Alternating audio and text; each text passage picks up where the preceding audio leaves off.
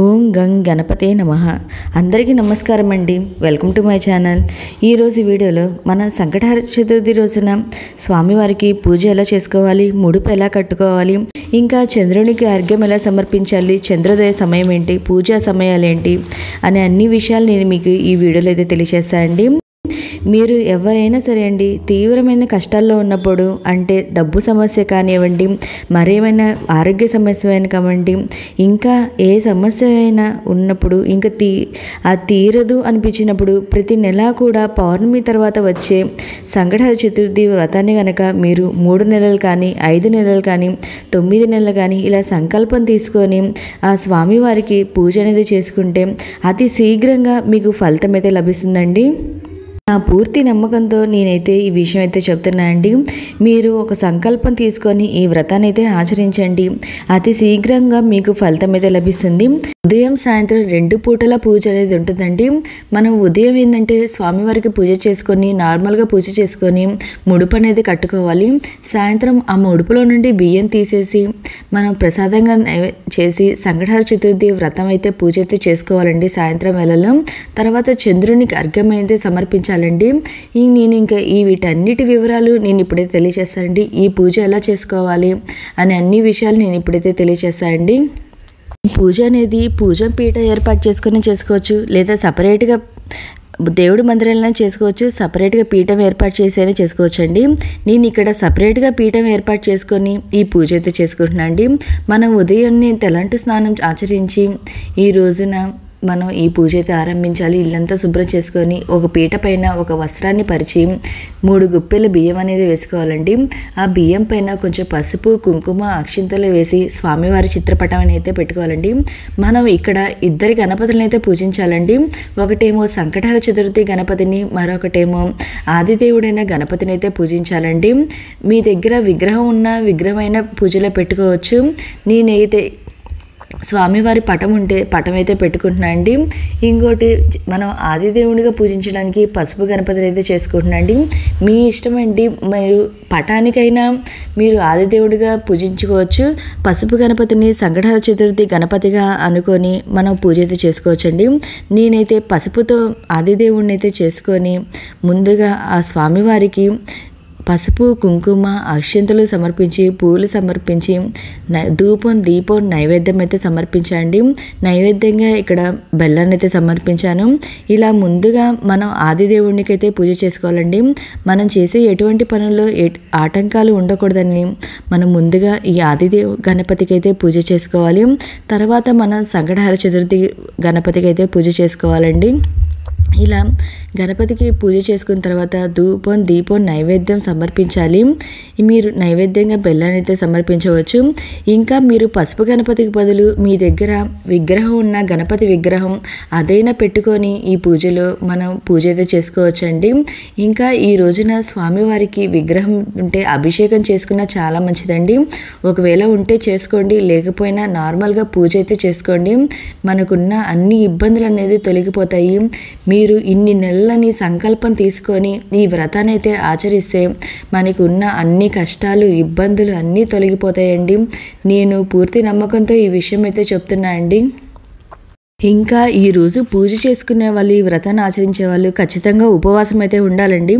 ఉదయం నుండి సాయంత్రం దాకా, చంద్రదర్శనం దాకా ఉపవాసం అయితే ఉండి తర్వాత చంద్రునికి అర్ఘ్యం చూపించిన తర్వాత ఉపవాస విరమణ అయితే చేయాలండి. మేము ఉపవాసం ఉండలేము అనుకునే వాళ్ళు కనీసం పాలు, పండ్లైనా తీసుకొని ఈ ఉపవాసం అయితే పాటించాలండి. మీరు చంద్రదర్శనం దాకా మేము ఉండలేము అనుకునే వాళ్ళు మనం 6 గంటల తర్వాత పూజ చేసుకొని సాయంత్రం అప్పుడు ఉపవాసం విరమణ అనేది చేయొచ్చండి. ఇలా ఉదయం పూజ చేసుకొని మనం ముడుపు అయితే కట్టుకోవాలండి. ఉదయం పూజ చేసుకొని ముడుపు కట్టుకోవాలి. ఆ ముడుపు స్వామివారి దగ్గర పెట్టుకోవాలి. ఈ ముడుపు కట్టుకోవడానికి ఒక ఎర్రటి వస్త్రాన్ని అయితే తీసుకోవాలండి. తీసుకొని దానికి 4 వైపులా గంధం, కుంకుమ బొట్లు అయితే పెట్టుకోవాలి. పెట్టుకున్న తర్వాత 3 గుప్పెల బియ్యం అనేది వేసుకోవాలి.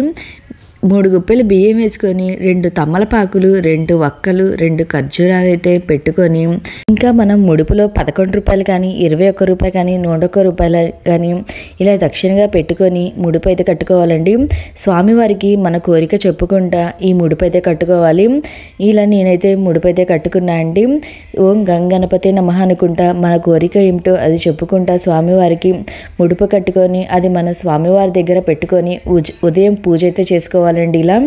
నేను ఇలా ఉదయం పూజ అయితే కంప్లీట్ చేసుకున్నాను. ఇలా ముడుపు అయితే కట్టుకున్నానండి. చక్కగా ఆ ముడుపు పైన కొంచెం గంధం, కుంకుమ బొట్లు అయితే పెట్టుకొని కొంచెం పసుపు, కుంకుమ, అక్షింతలు అనేది వేసుకోవాలండి. వేసుకొని ఆ ముడుపుని దండం పెట్టుకొని స్వామివారి దగ్గర అయితే పెట్టుకోవాలండి. ఈ విధంగా మంది ఉదయం పూజ అయితే పూర్తయిపోతుందండి. ఇంకా ఉదయం పూజ చేసుకున్న తర్వాత ఈ రోజంతా ఉపవాసం ఉండి మన సాయంత్రం మరలా పూజ అయితే చేసుకోవాలండి. పూజ చేసుకొని ఆ ముడుపు అయితే ఓపెన్ చేయాలి. ముడుపు ఓపెన్ చేసి దాంట్లో ఉన్న బియ్యంతో స్వామివారికి నైవేద్యంగా చేయాలండి. అంటే బెల్లపన్నం కానీ ఉండ్రాలు కానీ మీ ఇష్టం అండి. ఏ నైవేద్యం ఉంటే ఆ నైవేద్యం అయితే తయారు చేయాలి ఆ బియ్యంతో. ఇంకో పద్ధతి ఏంటంటే కొంతమంది ఏంటంటే ముడుపు కట్టుకొని మీరు ఎన్ని నెలలు అనుకుంటారో అన్ని నెలలు ఆ ముడుపుని అలాగే ఉంచుతారండి కొంతమంది. కానీ దాంట్లో ఉన్న బియ్యం అవన్నీ పాడైపోతాయి కాబట్టి మనం ఇట్లా ప్రతి నెల ముడుపు అయితే కట్టుకోవచ్చండి. వచ్చే నెల కూడా మళ్ళీ ఇదే వస్త్రాన్ని అయితే ఉపయోగించవచ్చు. ఇప్పుడు ఏది వాడామో అదే ఉతికి మళ్ళీ మనం వచ్చే నెల వాడుకోవచ్చండి. ఇంకా దాంట్లో ఉన్న బియ్యంతో ప్రసాదం చేసుకోవాలి. ఆ ప్రసాదం చేసుకున్నది మాకు ఇంకా ఎక్కువ ప్రసాదం కావాలి అనుకునే వాళ్ళు ఇంకొన్ని బియ్యం యాడ్ చేసి ఆ ప్రసాదంగా అయితే చేసుకోవచ్చండి. చేసుకొని ఇంట్లో వాళ్ళందరూ ఆ ప్రసాదాన్ని స్వీకరించాలి. ఇంకా దాంట్లో ఉన్న వక్కలు ఇవి ఉన్నాయి కదా, ఆకులు అవన్నీ ఏంటంటే మనం పారే నీటిలోనే వేసుకోవచ్చు. ఇంకా దాంట్లో ఉన్న దక్షిణని ఏం చేయాలంటే దక్షిణని మనం గుడికి వెళ్ళి ఆ గుళ్ళో హుండీలో అయితే వేయాలండి. ఇక్కడ నా దగ్గర విగ్రహం ఉంటే ఆ విగ్రహానికి కూడా నేను అభిషేకం అయితే చేసుకుంటున్నానండి. మీ దగ్గర ఉంటే చేసుకోండి, కుదిరితే చేసుకోండి. అభిషేకం చేయకపోయినా మనం ఇలా ముడుపు కట్టుకొని మనం పూజ అయితే చేసుకోవచ్చండి. నా దగ్గర ఉంది అని నేను అభిషేకం అయితే చేసుకుంటున్నాను అండి. నేను పంచామృతాలతో ఆ స్వామివారికి అభిషేకం అయితే చేసుకుంటున్నా ఈ రోజున. ఈ విధంగా ఉదయం పూజ అయితే పూర్తయిపోయిందండి. సాయంత్రము ఆ ముడుపు తీసేసి నేను బెల్లపన్నం అయితే చేసుకున్నాను అండి. చేసుకొని స్వామివారికి నైవేద్యంగా అనేది పెట్టాను. పెట్టి ఆ స్వామివారికి సంకటహర చతుర్థి వ్రత కథ ఉంటుందండి. ఆ వ్రత కథ అయితే చదువుకోవాలి. అది చదువుకోవడం రాకపోయినా సరే ఓం గంగణపతి నమః అనుకుంటా అయినా మనం ఆ స్వామివారికి పూజ అయితే చేసుకోవచ్చండి.